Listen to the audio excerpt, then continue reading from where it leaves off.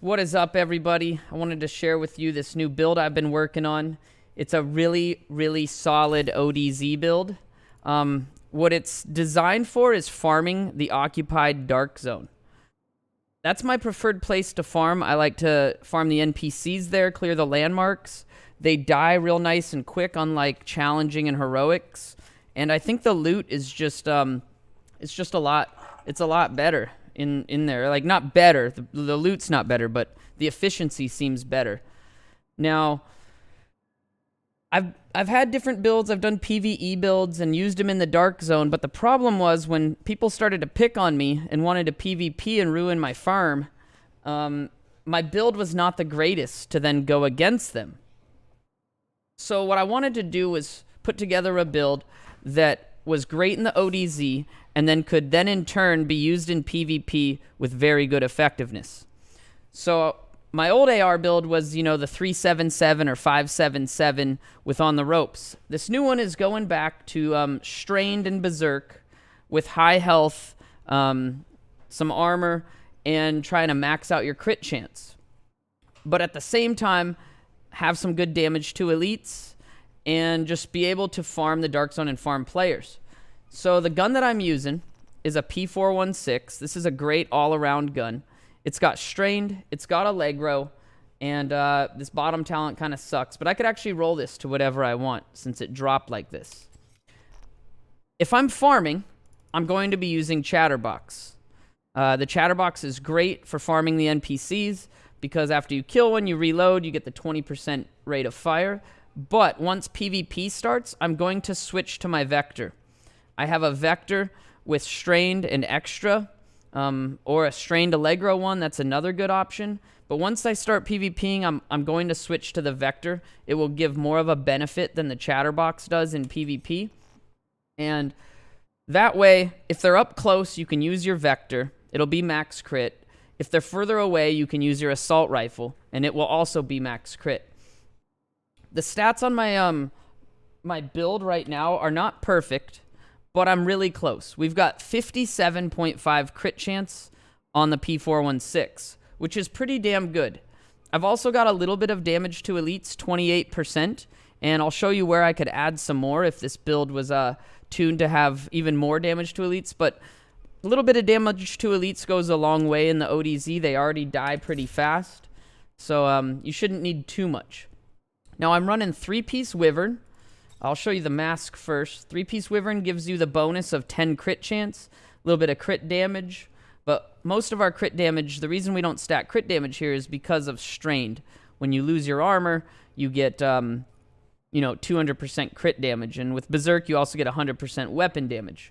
I think everyone's familiar with the mechanics on that, so we'll just kind of breeze over that. But what we got here is a high health roll with crit chance and hard hitting damage to elites. You don't need damage to elites here. You could use centered, you could use dialed in, you could use whatever you want, but I like the damage to elites, plus I needed to roll this into crit chance, so I didn't really have an option. But what you really want to look for here is health, crit chance, and whatever preferred talent you have.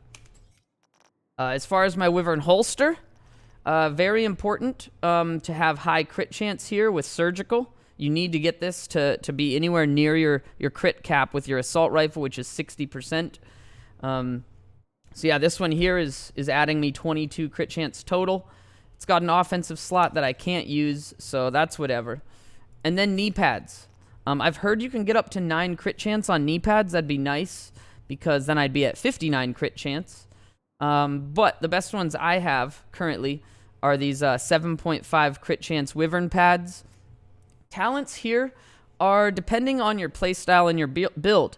If I had 7 blue attributes, which I can't get currently, I have 4 red mod slots. Unfortunately, my gear is not allowing me to get to 7, but I don't think we really need patience on the knee pads for this build. In my experience, I haven't needed it. I've got clutch on the gloves, and I've got my heels, but another really good one for PvP, which I'm actually going to roll, is called Cloaked. When your armor is depleted, nearby enemy skills are disrupted for 10 seconds. Can occur once every 30 seconds. So what happens is there's a range. It's like 7 or 10 meters. I'm not sure how close you have to be.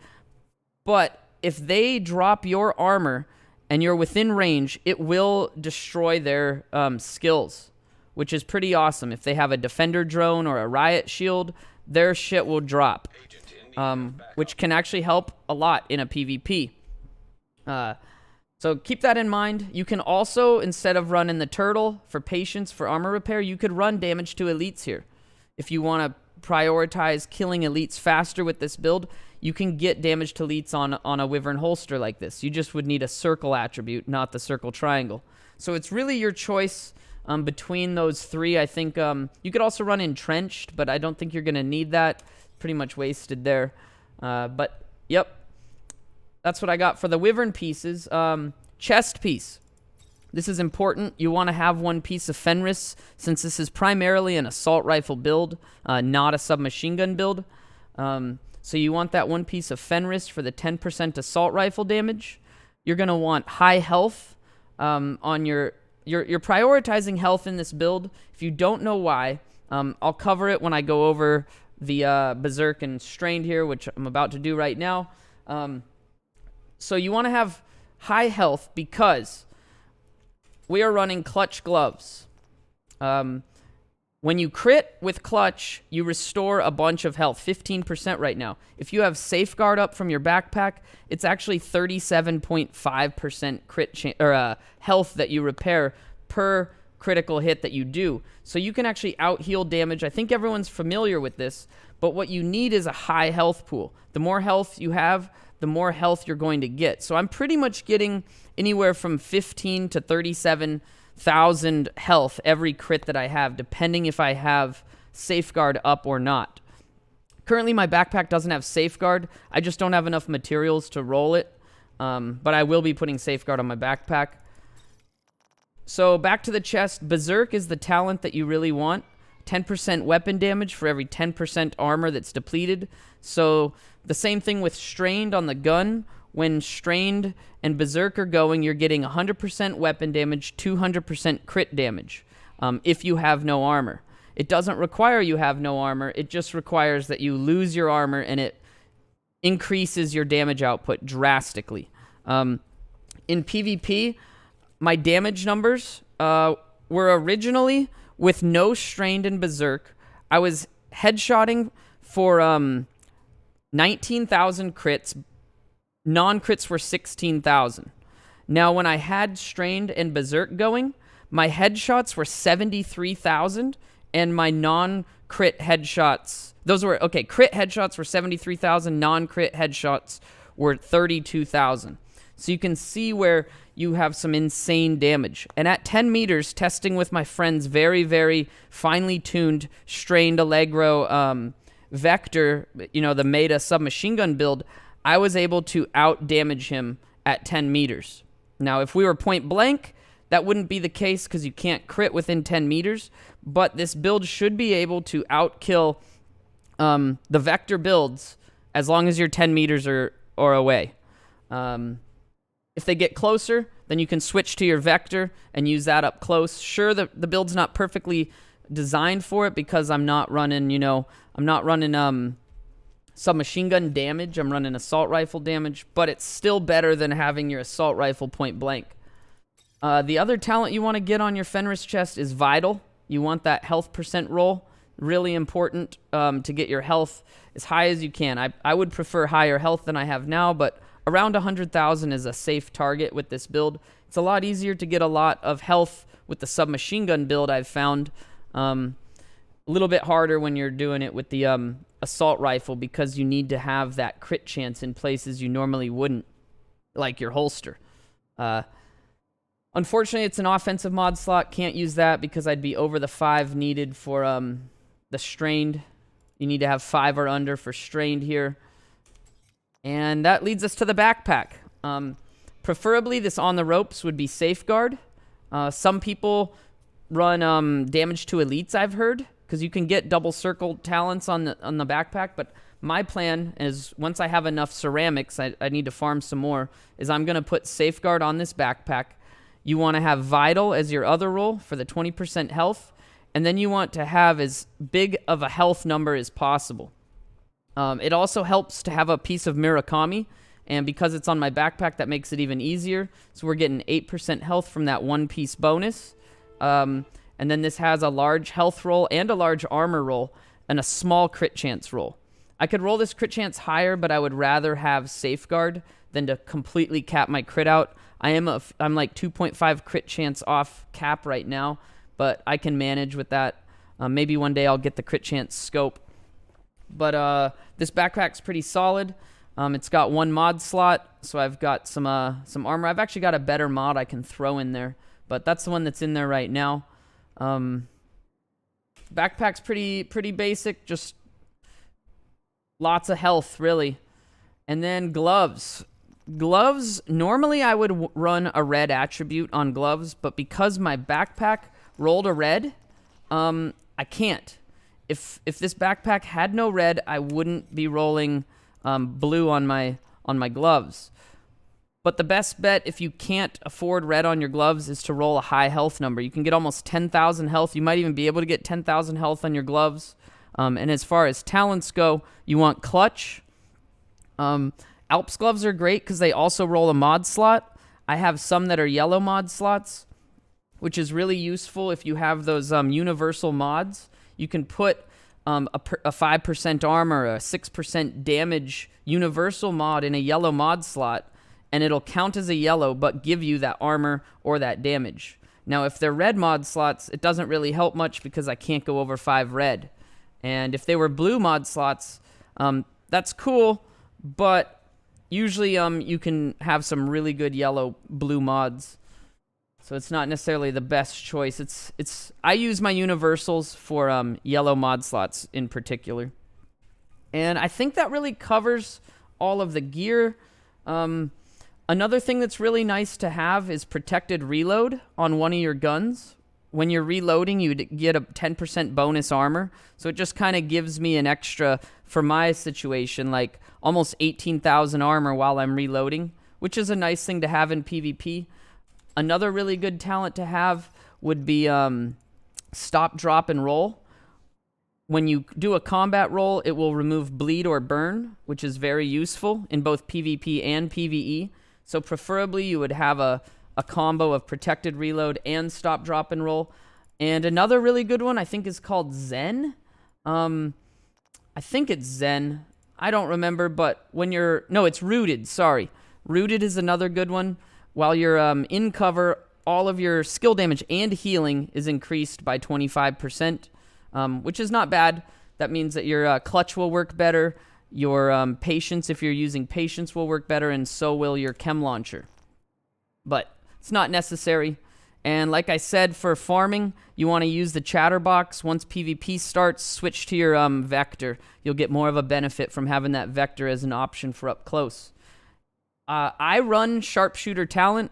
It's really good for the assault rifle build, that headshot damage, the stability, the reload speed. It's just really good in general.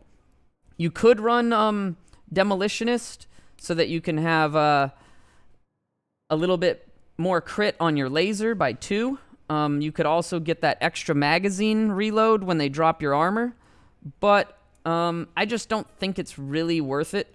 You also do get that out of cover damage bonus, but I don't know if that requires your other teammates having it or if you get the benefit from your own. It's up to you guys to decide which signature you're going to go with. You could also use the survivalist and get that assault rifle damage, but I don't think it's really worth it. For me, it's between either sharpshooter or demolitionist, and I prefer sharpshooter mainly because of the reload speed and the headshot damage. As far as talents go, obviously you want to run a chem launcher. If you don't run a chem launcher, you could run a shield, but I couldn't imagine life without chem launcher. And preferably you would have like a mod like this. This one's real sweet. It's a low level, +2 ammo. It only requires 567 skill power. But unfortunately, one of my yellow mods is not skill power. It's something stupid. I forget what it is. It's on my chest, I think. Oh, that's skill power. Maybe I'm tripping. I guess I just don't have enough skill power on this build through my mods. There's not enough yellow mod slots. I do have one on my gloves, but even when I put my best mod slot on the gloves, oh wait, no, gloves are red, so I don't actually have one on the gloves. So yeah, I'm short. I'm short a little bit of skill power to be able to unlock that. I thought I had another yellow mod somewhere, but I guess I don't. So yeah, it would be nice, but it's not necessary. The other skill would be drone, defender drone. This thing's really, really annoying in PvP, but right now, because of how broken it is, it's really worth using. This defender drone, I can't tell you how annoying it is. I hope they change this. I think that when it stops damage, it should also get damaged. So maybe they could like buff the health of the defender drone, but any shot that it deflects makes it, you know, get destroyed, so you don't actually have to shoot the defender. Because currently, I've had times when I unload an entire magazine into someone, and it doesn't actually do any damage, which just is ridiculous. It's broken, and I expect it to get nerfed. We'll see what they do to it. But I think that'd be a cool change, is to maybe buff the health a little bit, and then just make it take damage when it deflects, rather than having to shoot it first. The other options could be whatever you choose. But that is my choice of skills there. Deflector drone with the chem launcher. And make sure when you change your subclass, you don't use a grenade that you don't intend. The flashbang's actually really good for PvP, but so is the concussion grenade. It does a lot of damage. The bleed grenade, I don't really like it. It doesn't do enough damage. But I think that covers everything. If you're wondering my stats again, when I'm running the Vector, I'm crit capped, obviously. 57.5 crit chance right now. My base weapon damage is 15.5k. And we've got, what do we have here? 28% damage to elites. You could extend that by adding more on the knee pads if you wanted or whatever. But I think 28's just fine. And got almost 100,000 health, almost 180,000 armor. There's still more room for improvement. But there you have it, guys. Let me know what you think. Take this out in the ODZ and give it a go. Don't forget to subscribe to the channel. Leave some comments if you got any questions or some suggestions on how to improve the build. Those are always welcome. You can let me know who I stole this from. If you're wondering, and I could just tell you it was Solid FPS. He's been working on a build like this for a while. And I was like, hey, that sounds like a good idea. So I looked into my my loot hoarding mules and put one together. So thank you very much, Solid, for letting me steal your build. That's why I call it the Inigo's Solid ODZ build. But thanks a lot, guys. I'll see you around. Check me out live, Twitch TV/Inigo Montoya. I'll also try to put some gameplay videos of each of my builds, but it's not happening yet. I'll work on it. Thanks a lot, guys.